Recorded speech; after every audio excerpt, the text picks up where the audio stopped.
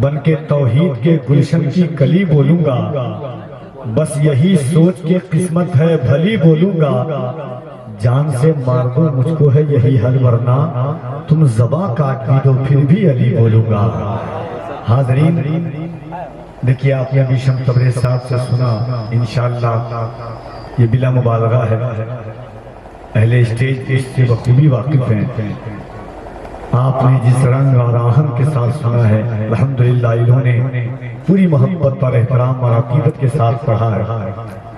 اور یاد رکھیے کہ عنقریب منبر ناز پر یاد رکھیے لوگ اگر سوچ رہے ہیں کہ محمد علی فیضی صاحب قبلہ نہیں آئے ہیں، وہ آ چکے ہیں، اور انشاءاللہ ہندوستان کے اس وقت ملک ہندوستان میں سب سے زیادہ تیزی کے ساتھ سفر کرنے والا اگر کوئی لہجہ ہے تو جسے دنیا محمد علی فیضی کے نام سے جانتی ہے۔ اگر کوئی شخص نعتیہ شاعری کے درمیان آپ کی روح کو، آپ کے طبیعت کو، آپ کے دل کو، آپ کی فکر کو گنبد خضرا کے مکین تک پہنچانے کی صلاحیت رکھتا ہے تو یقیناً ایک ایسا لہجہ جسے دنیا محمد علی فیضی کے نام سے جانتی ہے، جب آپ سنیں گے تو آپ کو احساس ہوگا کہ آپ اپنے گاؤں میں نہیں گنبد خضرا کی چھاؤں میں بیٹھ کر حضور کا جلسہ سن رہے ہیں۔ بڑی پاکیزہ آواز، نہایت نفیس آواز، ایک عظیم الشان لہجہ جسے دنیا محمد علی فیضی کے نام سے جانتی ہے۔ انشاءاللہ وہ حضرت علامہ شہاب الدین صاحب قبلہ ثقافی ملک ہندوستان کے مایہ ناز خطبہ میں عہد حاضر اور عصر حاضر کی دکھتی ہوئی نبض پر انگلی رکھ کر کے گفتگو کرنے والی ذات گرامی، بہت مشہور اور بڑے مقبول خطیب کا نام علامہ شہاب الدین ثقافی ہے۔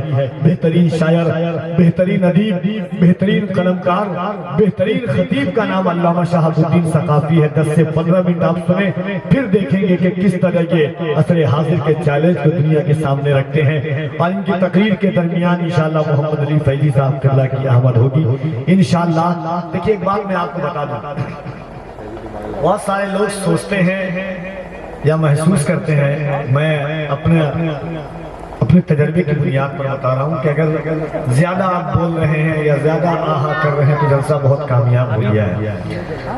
کبھی کبھی آپ دیکھیں گے کہ کسی کانفرنسوں میں، کسی محفل میں ہم جاتے ہیں، نعت کے اشعار صرف ٹچ کر کے نکلتے ہیں تو دل کی آواز جو ہوتی ہے کبھی کبھی تنہائی میں ہم لوگوں کو سننے میں اچھا لگتا ہے۔ ایک شعر میں نے اس وقت علامہ شہاب الدین صاحب قبلہ ثقافی آپ تشریف رکھتے ہیں، ایک شعر میں اس وقت پڑھ رہا ہوں۔ ایک زاویہ دیکھیے گا، پڑھے لکھے لوگ ہیں آپ، حضرت یوسف علیہ السلام کے حسن کو دکھانے کے لیے عورتوں کا اہتمام کیا گیا،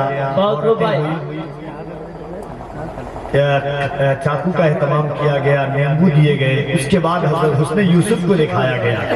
ایک نبی کا عاشق کہتا ہے، غور سے سنیے گا، اگر شاعری سننا چاہتے دیکھیے اللہ کا فضل ہے کہ میں جب چاہوں، جس وقت چاہوں، جس انداز سے چاہوں آپ کو بلوا سکتا ہوں، اور آپ نے دیکھا ہے یہ چیز اللہ نے مجھے یہ صلاحیت دی ہے۔ مگر نعت کا میں کچھ شعر سرکار غوث اعظم کی محفل ہے، خدا کی قسم پیرانے پیر الذات کا نام ہے، ابھی 5 سے 7 دن 15 تاریخ کو یہ اورنگ آباد اور ڈیری آن سون کے بیچ میں میرا بہت بڑا ایکسیڈنٹ ہوا ہے، گاڑی کا ہوا ہے، الحمدللہ میں بچا ہوں، اور خدا کی قسم میرا پورا ایمان ہے کہ سرکار غوث اعظم اور مولا علی کے ذکر کی برکت سے بچا ہوں۔ خدا کی قسم گاڑی میں غوث اعظم کا ذکر کر رہا تھا، 4 پلٹی گاڑی کھائی ہے، گاڑی کی جو حالت ہے جن لوگوں نے دیکھا ہے جانتے ہیں لیسٹیج، لیکن پھر بالکل صحیح سلامت تھا، میرے زخم بدن سے خون کا قطرہ بھی نہیں نکلا۔ میں جانتا ہوں کہ یوں کہے کہ بڑے غم ساتھ ہیں، کس طرح کیسے کہوں کہ بہت غم ساتھ ہیں، اقربا کیوں رو رہے ہو میں کوئی تنہا نہیں ہوں، غلام غوث اعظم، غوث اعظم ساتھ ہیں۔ کرم سب سے الگ وہ صاحب بغداد کرتے ہیں، کرم سب سے الگ وہ صاحب بغداد کرتے ہیں، وہاں ہم اس لیے دل کھول کر فریاد کرتے ہیں، تیری مشکل تو ان کے سامنے کچھ بھی نہیں امبر، وہ بے اولاد کو بھی صاحب اولاد کرتے ہیں، تیری مشکل تو ان کے سامنے کچھ بھی نہیں امبر، وہ بے اولاد کو بھی صاحب اولاد کرتے ہیں۔ میں 4 مصرع پڑھتا ہوں نعت پاک کا، میں پڑھ کے بتاتا ہوں، آپ سن کے بتائیے بڑے آرام سے، آپ سے کوئی زبردستی نہیں کہ آپ ہاتھ اٹھا کے بولیے، پیر اٹھا کر کے بولیے، مگر سن لیجئے گا تو میرا ایمان کہے گا کہ آپ نے سن لیا ہے۔ بس ایک مرتبہ محبت کے ساتھ بغیر ہاتھ اٹھائے ہوئے اللہ نے زبان دی ہے، اور جس کا ایمان ہے کہ یہ زبان حضور کے صدقے میں ملی ہے، محبت کے ساتھ ایک مرتبہ بلند آواز سے کہہ دے سبحان اللہ۔ اور دیکھیں لگے محبت پاکیزہ فضا قائم ہو جائے. میں نے آپ سے پہلے کہا کہ تھوڑا سا ایک کو کم کر دیجیے گا بھائی, ایک کو کم کیجیے گا ہلکا سا. میں نے آپ سے پہلے کہا کہ جلسہ بھیڑ سے کامیاب نہیں ہوتا ہے. جلسہ جسے حضور قبول کر لے, 2 آدمی بھی بیٹھا ہوا ہے تو وہ جلسہ حضور کی بارگاہ میں کامیاب ہے. شرط اتنی ہے, میں نعت کا 2 شعر پڑھتا ہوں, سنیے غور سے. کہ دن ڈھلا شام ہوئی اب مجھے گھر جانے دو. دن ڈھلا شام ہوئی اب مجھے گھر جانے دو. مجھ کو ملنا ہے نبی سے, مجھے مر جانے دو. دن ڈھلا شام ہوئی اب مجھے گھر جانے دو. اب دیکھیں, دن ڈھلا شام ہوئی اب مجھے گھر جانے دو. مجھ کو ملنا ہے نبی سے, مجھے مر جانے دو. اور صرف زلیخا نہیں دنیا کی کٹے گی انگلی, زلف واللیل کو چہرے پہ بکھر جانے دو. صرف زلیخا نہیں دنیا کی کٹے گی انگلی, صرف زلیخا نہیں دنیا کی کٹے گی انگلی, زلف واللیل کو چہرے پہ بکھر جانے دو. میرے ندیم بھائی بہت دیر سے شروع سے کہہ رہے ہیں کہ وہ آپ پڑھ لیجئے.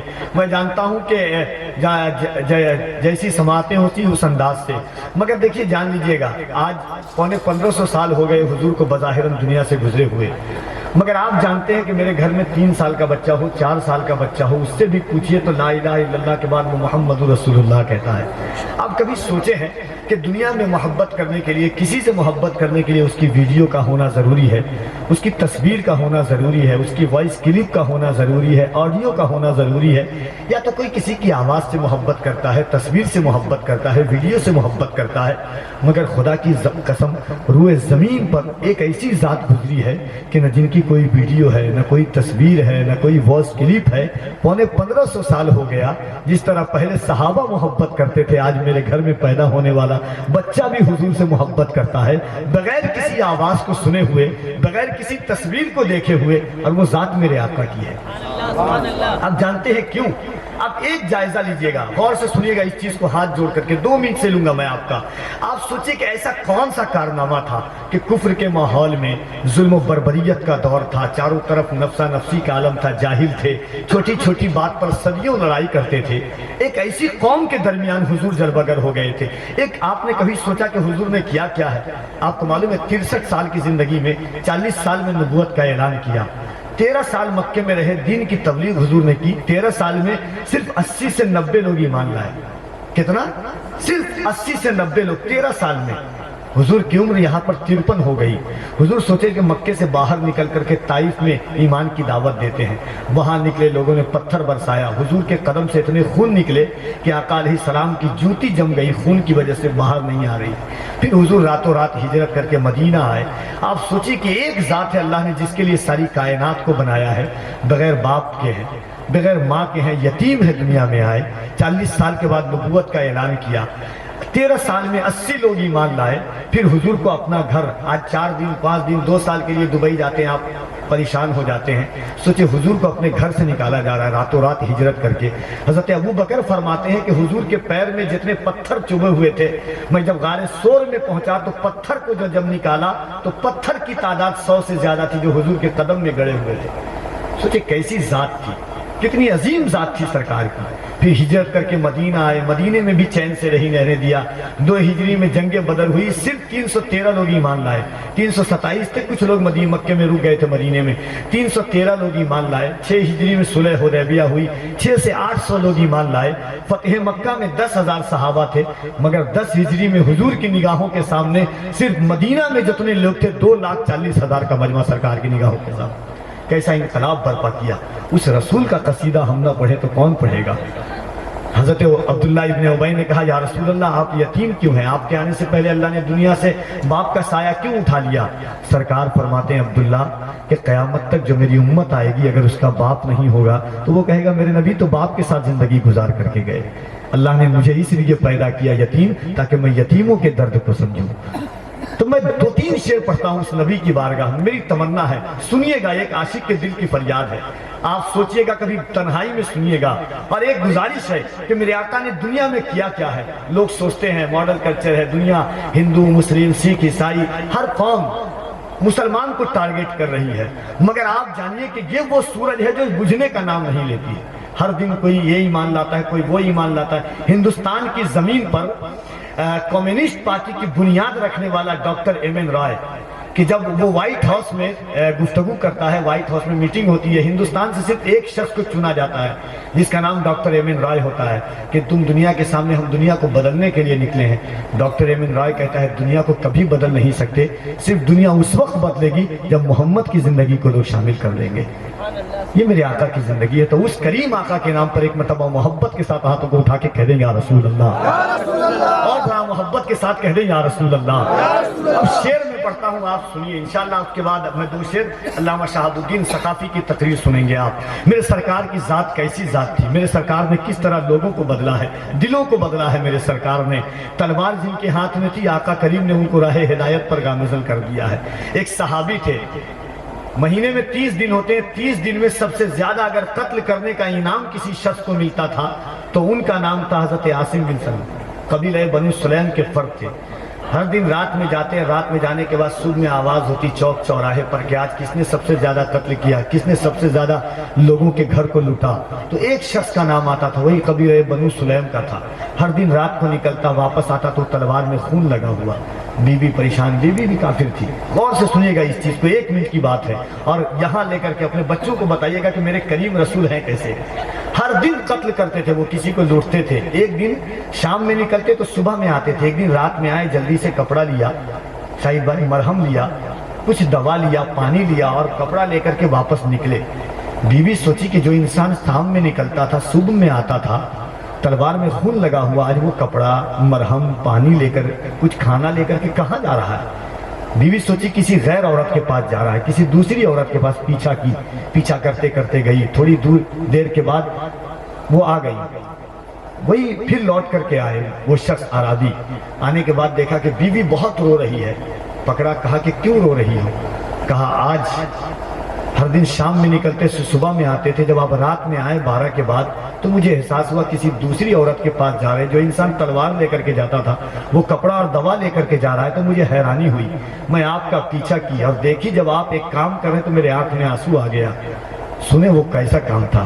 کہا کہ دیکھا کہ جو انسان کا قتل کرتا تھا، میں آپ کے پیچھے گئی تو کیا دیکھی کہ ایک کتا کا بچہ ہے جس کے پیر میں زخم ہے، اس کتے کے بچے کے زخم کو آپ صاف کرتے ہیں، اس پر کپڑا لگاتے ہیں، دوا لگاتے ہیں، اسے پانی پلاتے ہیں، اس کے منہ میں کچھ کھانے کا ڈالتے ہیں۔ آپ یہ بتائیے کہ جو انسان کا قتل کرتا تھا تو ہچکچاہٹ محسوس نہیں ہوتی تھی، آج کتے کا زخم دیکھ کر کے اس کے دل میں محبت کیسے پیدا ہو گئی؟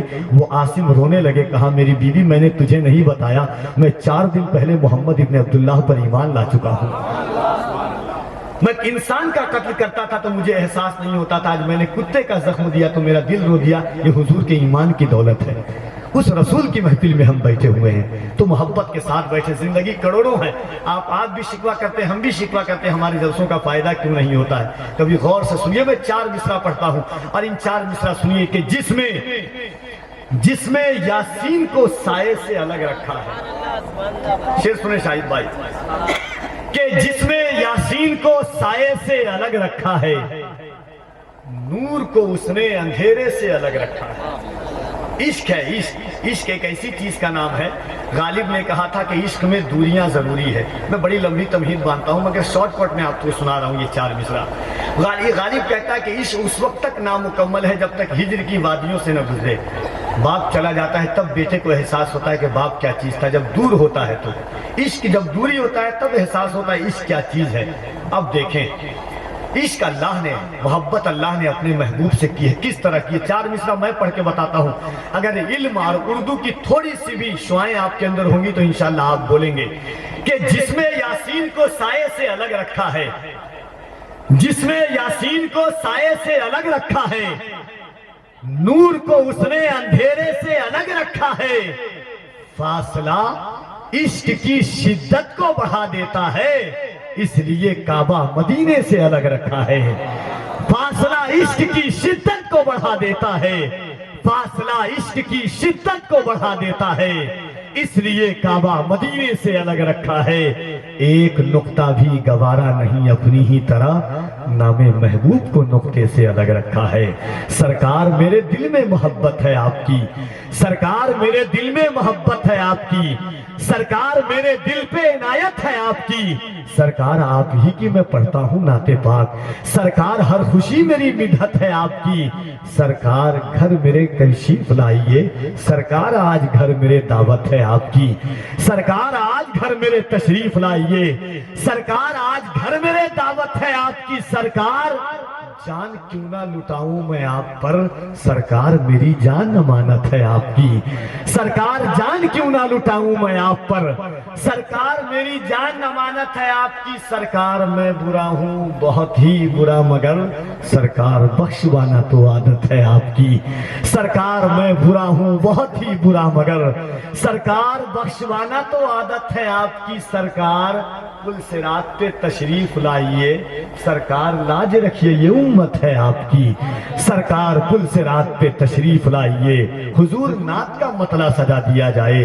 हुजूर अर्ज है चेहरा दिखा दिया जाए, हुजूर आपकी सोहबत को हम तरसते हैं, हुजूर वक्त को पीछे हटा दिया जाए, हुजूर हुस्न पे मगरूर है यहाँ के हसीन, हुजूर अर्ज है पर्दा उठा दिया जाए, हुजूर हुस्न। आप यकीन माने कि इन अशारों पर मुल्क हिंदुस्तान में लोग खड़े होकर के इस्तकबाल करते हैं, लेकिन आप शाइस्तगी के साथ सुने अल्हम्दुलिल्लाह। आइए मोहब्बत और एहतराम के साथ पूरा मजमा दिल लगाए, जमात अहले सुन्नत के एक बावकार खतीब, एक अजीम शान खतीब सुल्तान खिताबत हज़रत अल्लामा शहाबुद्दीन सकाफी का इस्तकबाल करें। इंशाअल्लाह उसके बाद जितनी देर और जितनी दूर तक आप चाहें मोहम्मद अली फैजी साहब क़िबला को आप समाअत करेंगे।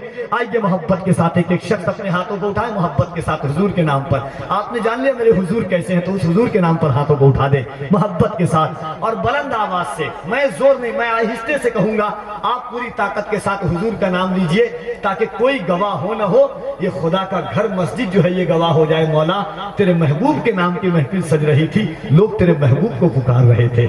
और दुनिया की गवाही रद्द की जा सकती है मगर खुदा के घर की गवाही कभी रद्द नहीं हो सकती है। तो मोहब्बत के साथ हाथों को उठाएं पूरा मजमा और एक मरतबा बुलंद आवाज से कहें नारे तकबीर। पूरी ताकत के साथ लगे कि एक मुसलमान हुजूर को पुकार रहा है, अपने महबूब को, मोहब्बत के साथ नारे तकबीर, नारे रिसालत, नारे रिसालत, लब्बैक या रसूल अल्लाह। बोले पूरी ताकत के साथ लब्बैक या रसूल अल्लाह, लब्बैक या रसूल अल्लाह। मजहब इस्लाम, पैगंबर इस्लाम, अज़मत इस्लाम, सरज़मीने दुबी, इत्तिहादुल मुस्लिमीन, नौजवानाने अहले सुन्नत, गौसुल वरा कॉन्फ्रेंस, नारे तकबीर, नारे रिसालत। गुबार बन के फिजा में बिखर न जाऊं कहीं, या इस जमीन के अंदर उतर न जाऊं कहीं, यही ख्याल रुलाता है हर घड़ी मुझको, मदीना जाने से पहले ही मर न जाऊं कहीं। नबी का आशिक कहता है कि तुम्हारी याद मेरी ईद जिंदा रखे है, नजर को आरज़ुए दीद जिंदा रखे है। न जाने कब के ये उशाक मर गए होते, मदीना जाने की उम्मीद जिंदा रखे है।